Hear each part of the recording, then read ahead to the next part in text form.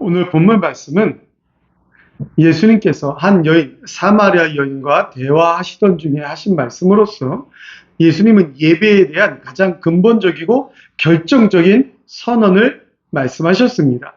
이 시대의 예배는 흔히 느낌이나 형식 또는 인간 중심의 만족에 의해서 평가되곤 합니다. 여러분, 예배 시간에 은혜 받았다. 은혜 받았다. 무엇으로 표현을 합니까? 은혜 받았다. 뭐 그런 말을 많이 하잖아요. 어떤 예배 시간에 예배를 잘 드리고 왔는데, 오늘 예배 은혜가 됐다. 어떤 뭐 부흥에 참석했는데, 은혜 많이 받았다. 과연 무슨 기준에 의해서 은혜를 받았다. 라고 표현을 하느냐라는 것입니다. 예전에 7, 80년대에는 막 그 부흥사들에 의해서 대한민국이 많이 한국 교회들이 발전을 하고 부흥을 했는데, 그때 많은 어르신들의 부흥에 다녀온 사람들 얘기를 들어보면 부흥 강사가 많이 웃기며 은혜 받았다고 해요. 재밌었다라는 거죠. 설교 시간에 졸지 않게 해줬다는 거죠. 예. 또 어떤 이단 사이비들은 막 그렇게 욕을 하고 말을 함부로 하고 또 은혜 받았다고 하더라고요. 나도 욕할 걸 그랬어. 그런 게 은혜가 아니다라는 거예요. 요즘 시대에는 우리 어르신들은 잘 모르겠지만 찬양 집회가 참 많이 붐을 일으킵니다. 또 한국 교회에 성장을 많이 주도합니다. 한 80년대 말 90년대부터 경배와 찬양 집회가 시작을 해서 많은 찬양을 하는 젊은 무리들이 곳곳을 돌아다니면서 찬양 집회를 합니다. 찬양 예배를 드립니다. 근데 어르신들의 기준에서 보면 형식도 없고 뭐 기준도 없고 막 지들끼리 막 섹시하는 것 같아요. 흔한 말로 막 뭐 콘서트 하는 것 같아요. 네. 그러니까 막 그게 무슨 예배냐? 또 폄하하는 사람도 있고 아주 막 불경건하다고 그렇게 아주 정죄하는 사람들도 또 있습니다.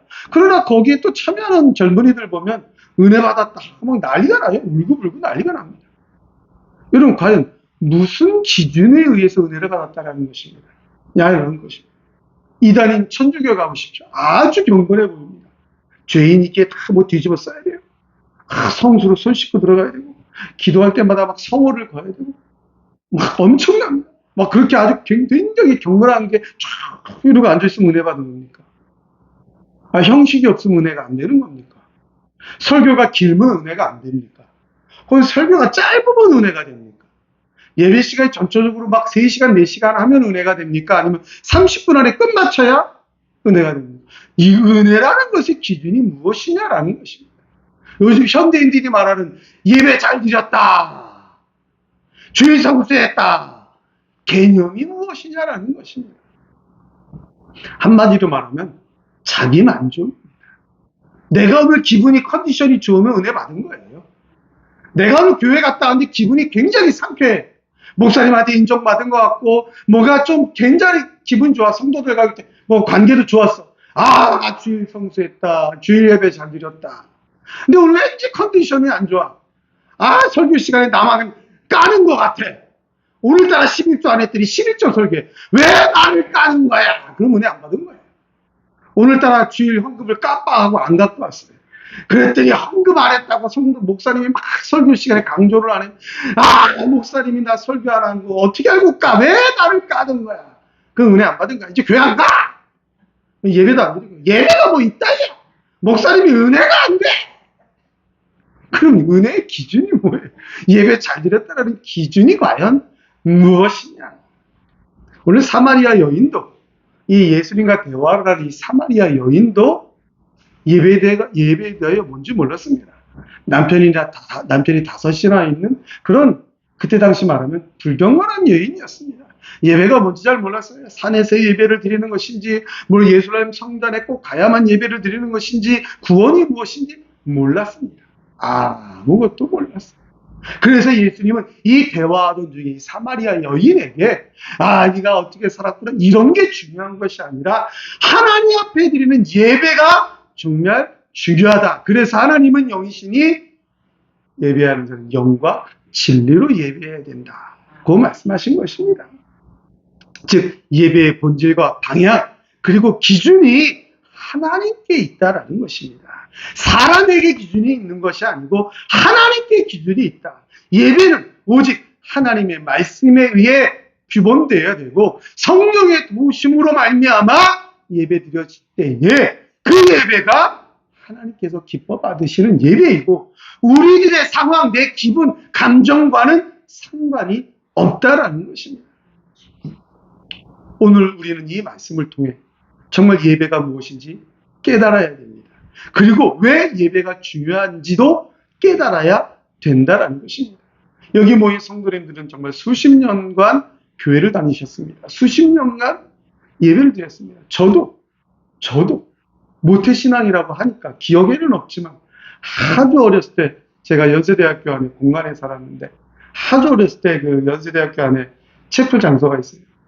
거기 가서 유치부 예배를 아주 어렸을 때 드린 기억이 가물가물 나요.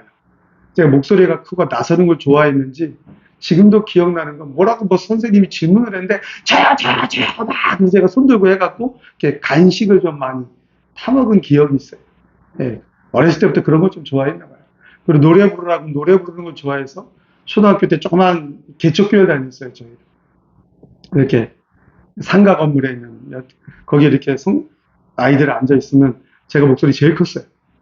그래서 선생님이 앞으로 나오라 그래가지고 기영이가 앞에서 노래 불러야 애들 따라한다고. 그게 예배냐? 그때부터 예배 드렸으니까 저도 55년을 예배 드린 거죠. 그건 그게 예배냐? 목소리 크게 찬양 잘하면 예배냐? 여러분 오늘 본문의 말씀 짧지만 한 절의 말씀을 통하여 우리의 예배가 습관이라든지 어떤 전통의 반복이라든지 그러한 우리의 생활 습관에서 나오는 행동이 아니라 정말 하나님의 뜻을 따라가는 하나님의 뜻에 따라 온전히 올려지는 그런 영적 예배의 삶이 되시기를 주님의 이름으로 간절히 축원합니다. 영과 진리로 예배할지니라는 말씀은 첫째로 하나님께만 예배드리라는 명령입니다. 우리 24절 말씀을 같이 한번 읽겠습니다. 24절입니다. 시작. 하나님의 예배하는 자가 영과 진리로 예배할지니라. 아멘. 하나님은 영이시니 예수님은 먼저 하나님은 영이시다 라고 선언을 합니다.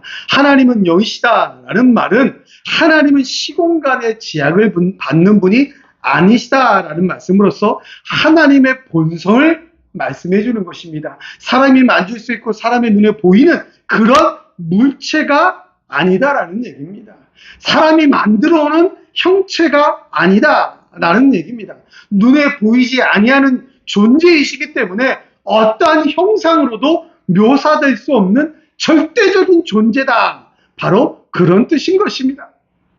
여러분 오늘 본문 우리가 성경을 다 읽지는 않았지만 요한복음 4장을 처음부터 쭉 읽어보면 1절부터 읽어보면 이 사마리아 여인을 만나서 예수님이 처음에 물을 달라고 말씀하시면서 이 여인과 대화를 시작합니다. 죄인이었습니다. 그 시대에 지적을 받는 불경건한 여인이었습니다. 그런 여인과 대화를 시작하실 때 이 여인은 예수님 앞에서 예배의 장소를 묻습니다. 어디서 예배해야 됩니까? 그러면 나도 구원받은 사람으로 살고 싶은데 예배드리는 사람으로 살고 싶은데 어디서 예배를 해야 됩니까? 예배의 장소를 묻습니다. 그러나 예수님의 대답은 장소가 먼저가 아니라 누구에게 예배를 하느냐 그것이 중요하다라고 먼저 깨우쳐 주시는 겁니다.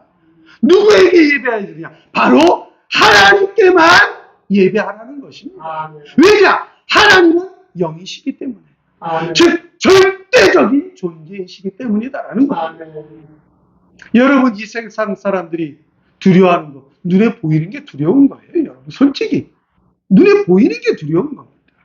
그러나 워낙 사람은 연약하니까 보이지 아니한 것을 두려워하는 마음이 있죠. 그것은 그러나 하나님께서 주신 종교성이에요. 실제로 두려운 건 뭡니까? 눈에 보이는 게 두려운 거예요. 네. 야, 여러분 눈에 보이지 않는 귀신이 두렵습니까? 믿지 않는 사람들은 두려워하죠. 우리 믿는 사람들은 눈에 보이지 않는 귀신이 두려울 필요가 없어요. 네. 저와 여러분은 눈에 보이지 않는 귀신이 있습니다. 있어요. 두려울 필요가 없어요. 왜? 하나님 자녀된 성도된 우리를 귀신이 어떻게 할 일이 1%가 없어요. 네. 근데 눈에 보이는 건 두려워요. 강도 두렵습니다. 깡패 두려워요. 그보다 더 두려워요. 요즘 젊은 아이들. 네. 제가 여기 교회 주변에 왔다 갔다 하다가 아저씨들이 담배 피우면 아저씨 담배 피지 마세요. 여기 교회 건물 앞에서 왜 담배 피워요? 담배 끄라고 그럽니다. 근데 어린 학생들이 담배 피우고 있으면 이건 말을 해야 되나 안 해야 되나 고민이 돼요. 야, 얘네들은 쫓아올 것 같은데 아저씨들은 담배 끄라 그러면 아, 예. 이러고 쳐다보다가 서로 째려보면 이러고 가요. 제가 좀 싸납게 생겼나 봐요. 근데 어린 학생들한테는 말하기가 두려워. 이것들한테 매 맞을 것 같은데. 보이는 게 두려워요. 보이지 않는 절대적인 존재. 그러나 정말 두려워해야 할, 경외해야 할 절대적인 존재가 있으시다. 그분이 하나님이신데 그분은 어떤 존재냐? 영이시다. 보이지 아니하는. 그러나 시공간 모든 것을 초월하여 어디에도 계시고 뭐든지 다 볼 수 있고 무엇이든지 할 수 있는 그 하나님께만 예배드려야 된다. 장소가 중요한 것이 아니고 누구에게 예배를 드려요? 하나님께만 예배드려라. 그 예수님이 지금 말씀해주고 있는 것입니다. 여러분 출애굽기 32장에 보면 애굽을 탈출한 이스라엘 백성들은 광야에서 모세가 시내산에 올라가 하나님의 계명을 받으려 할 때 모세가 일찍 내려오지 않으니까 금송아지를 만들었습니다. 우리를 구원한 자가 누구냐? 하나님이 우리를 구원했다. 하나님을 예배하는 것 같았지만 그들이 실상 만들어 온 건 무엇입니까? 금송아지입니다. 뭔가 눈에 보여야 예배를 드려야 되겠다는 거죠. 눈에 보여야 예배 드릴 수 할 맛이 난다는 거죠. 그래서 자기들이 가지고 있는 하나님께서 은혜해 주셔서 애굽을 탈출할 때 애굽에서 가지고 나온 각양 좋은 거 다 빼가지고 금을 빼서 금송아지를 만들었습니다. 그 금송아지가 눈에 보이니까 예배 드릴 맛이 났습니까? 그래서 그 금송아지가 광야 생활 동안 이스라엘 백성을 인도해 줬습니까? 예, 좀 불교에 가서 좀 커박하게 생긴 아주 커다랗게 잘 좋게 금으로 잘 만들어 놓은 그런 불상 좀 봐야 예배 드릴 맛이 납니까? 그런 불상 앞에 가야 좀 뭔가 고개 숙일 맛이 납니까? 예? 천주교에 가서 예수님 형상, 십자가에 막 이렇게 한 형상, 성모 마리아의 상, 뭐 이런 거 멋있게 크게 십자가 크게 걸어놓고 있어야 그 앞에 가서 머리 숙일 맛이 좀 납니까? 절대 아닙니다. 하나님은 영이십니다. 우리 눈에 절대 보이지 않습니다. 그러나 이 지구상 어디든지 우주를 초월하여 계시는 분이시며 모든 것을 할 수 있는 전지전능하신 하나님이십니다. 그 하나님은 영이시기 때문에 우리는 그 하나님께만 예배드려야 된다고 오늘 예수님은 말씀해 주시는 것입니다. 사랑하는 성도 여러분, 정말 하나님께만 전지전능하신 여호와 하나님께만 예배드리는 그 하나님만 경외하는 우리 성도님들 되시길 주님의 이름으로 간절히 축원합니다. 둘째로 전심전력하여 하나님께만 예배드리라는 말씀입니다. 우리 24절 같이 한번 읽겠습니다. 다시 한번 읽습니다. 24절입니다. 시작. 하나님은 영이시니 예배하는 자가 영과 진리로 예배할지니라. 아멘. 하나님이 영이시기 때문에 어떻게 예배하느냐? 영으로 예배를 하라 그랬습니다. 여기서 영은 사람의 영이 아니라 성령 하나님을 얘기하는 것입니다. 즉 하나님이 영이시기 때문에 인간들도 하나님의 영의 도우심으로 그렇게 예배를 드려야 된다. 그런 뜻입니다. 즉 사람의 생각으로 외향적인 겉으로 보여나 보이는 이러한 사람의 형식과 사람의 여러 가지 기술, 사람의 지식, 이런 사람의 것으로 예배를 드리는 것이 아니라 우리 하나 내주하시는 성령 하나님의 도우심을 받아서 성령 하나님의 내적 외적 조명, 성령 하나님의 능력, 성령 하나님의 역사하심을 받아서 예배를 드려야 된다라는 것입니다. 무슨 뜻입니까? 마음이 중심이 담기지 않은 예배는 공허하다라는 것입니다. 오늘 본문에 보면 그 앞절에 보면 사마리아 여인은 어떻게 예배를 드려야 되느냐? 그때 당시 이스라엘 백성들이 많이 가르쳤던, 특히 바리새인 제사장 서기관들이 가르쳤던 그 이스라엘의 전통을 따라서 예배 드리는 것, 그것을 예수님께 지금 얘기하고 있었습니다. 그러나 예수님은 그런 전통이 중요한 것이 아니라 마음 중심으로 드리는 예배. 즉, 이 마음 중심에 우리의 심령에 성령 하나님이 찾아오셔서 우리를 역사하시고 깨우치시는 그 성령의 도우심으로 드리는 예배를 하나님이 받으신다.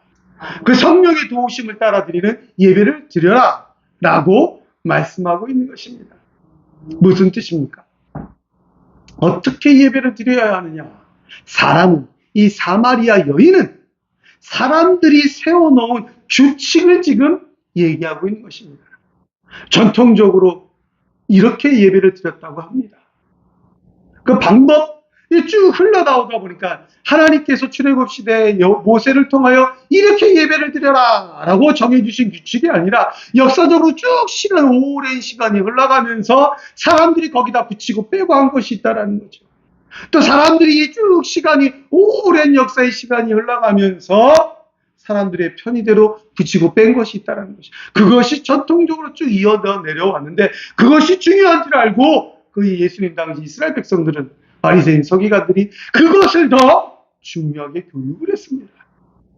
하나님이 가르쳐 주신 말씀보다, 계명보다 자기들이 이렇게 잘 지키고 있다, 내가 이렇게 잘하고 있다, 자기들의 교만을 드러내기 위해서 만든 사람들의 법을 더 중요시해서 그것을 더 백성들에게 가르쳤습니다. 그리고 그렇게 예배를 드리는 것이 맞는 것 아닙니까? 라고 이 여인은 지금 얘기를 하는 겁니다. 그러니 예수님은 더욱더 중요한 걸 아주 간략하게 정확하게 얘기하는 겁니다. 그 법이 중요한 것이 아니고 이게 중요하다, 이 법이 더 맞다, 그 법을 지금 얘기하는 게 아니라 성령의 도우심, 성령 하나님의 내적 조명과 외적 조명, 역사하심으로 예배를 드려라 라는 뜻이에요. 그래서 성경은 뭐라고 말씀합니까? 성령 충만을 받으라 그 말씀하는 것입니다. 여러분, 성령 세례는 한 번인 거예요. 성령을 받는다, 내가 성령을 받았느냐, 이단 사이비들 집회 가면 늘 그걸 얘기합니다. 예배 지금까지 신앙생활 잘했는데 성령 받았어, 너 성령 받았어, 이런 거 질문을 합니다. 막 손가락, 그럼 어떻게 했어요? 막 무섭게 생긴 막 목사라고 하는 사이비가 막 손가락질 성령 받았냐고 물어보고 뜨끔해서 얘기를 못해요. 성령 받았어요, 여러분. 여러분 다 성령 받은 줄 믿기를 축원합니다. 그 성령을 받았으니까 그 성령 하나님의 도우심으로 충만하여 예배를 드리라는 거예요. 그래서 예수님은 성령 충만을 받으라 그랬지 매일매일 성령 또 받으라 그런 게 아니에요. 성령 충만을 받으라. 성령이 나의 모든 중심에 충만해서 그 성령 하나님의 역사하심으로 세상을 살아가는 겁니다. 그래서 성령 하나님의 도우심으로 말미암아 전심전력하여 예배를 드리라는 것입니다. 이 전심전력, 성령의 도우심으로 예배를 드리라는 것입니다. 여러분, 누가복음 18장에 보면 바리새인들은 예수님 앞에 기도할 때 어떻게 했습니까? 나팔을 불고 소리를 냈습니다. 내가 이렇게 기도한다, 나는 이렇게 금식 기도한다, 여러분 나를 좀 보세요, 나는 이렇게 기도합니다, 나는 이렇게 예배합니다 라고 자신을 드러냈어요. 그게 예배냐? 그러나 세리는 이렇게 기도했습니다. 가슴을 치면서, 하나님, 나를 좀 불쌍히 여겨주세요. 나는 주인입니다. 나는 감히 하나님 앞에 설 수 없는 주인, 통회하고 자복하는 신. 그게 바로 성령의 도우심으로 드리는 예배예요. 교회, 나는 교회 직분, 어떤 직분자인데, 나는 교회 몇십 년 다녔는데, 나는 교회에서 누구인데, 이게 바로 바리새인적인 예배예요. 나는 누군데. 그럼 직분 받은 사람이 앉아있으면 거룩한 척 앉아있으면 그게 하나님 기뻐하시는 예배냐? 아닙니다. 하나님 앞에서 나이, 직분이 무슨 상관이 있습니까? 무슨 상관이 있어요? 전심전력하여 통회하고 자복하는 심정으로 예배를 드리는 거예요. 하나님 뭐라고 그러셨습니까? 너희 드리는 그 제물 천천만만의 수양의 기름을 내가 좋아할 것 같으냐? 아니다. 냄새나서 받기 싫다. 그러나 통회하고 자복하는 신. 무슨 뜻입니까? 늘 하나님께 순종하는 신앙. 늘 하나님 앞에 순종하는 신앙. 일주일 살면서 얼마나 잘 살았기에 그렇게 하나님 앞에서 거룩한 척을 하고 앉아있습니까? 통회하고 자복하는 심령이 돼야죠. 하나님, 나는 죄인입니다. 나를 좀 용서해 주세요. 그것이 바로 성령 하나님이 주는 내적 도우심입니다. 성령이 살아 역사하신다. 내가 성령 충만한데 어찌 하나님 앞에 교만히 앉아있을 수 있습니까? 하나님 앞에 나올 때마다 죄인의 심령이 될 수밖에 없는 것입니다. 사랑하는 성도 여러분, 하나님께만 또 전심전력하여 성령의 도우심으로 예배드리는 우리 성도님들의 삶이 되시길 주님의 이름으로 간절히 축원합니다. 영과 진리로 예배할지니라는 말씀은 마지막으로 우리의 삶 전체가 하나님께 드리는 예배다는 뜻입니다. 우리 24절 다시 한번 읽겠습니다. 24절입니다. 시작. 하나님 영이시니 예배하는 자가 영과 진리로 예배하였습니다. 아멘. 아멘.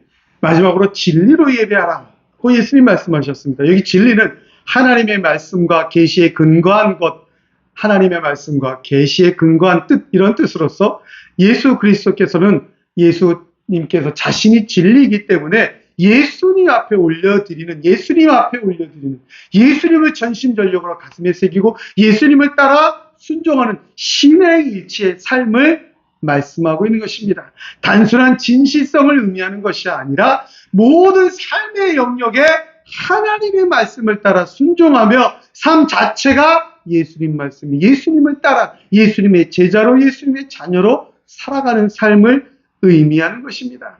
여기 예배하는 자다라는 말은 한번 예배하는 자, 한번 예배드리자를 뜻하는 것이 아니라 지속적으로 예배하는 자들, 바로 그런 뜻인 것입니다.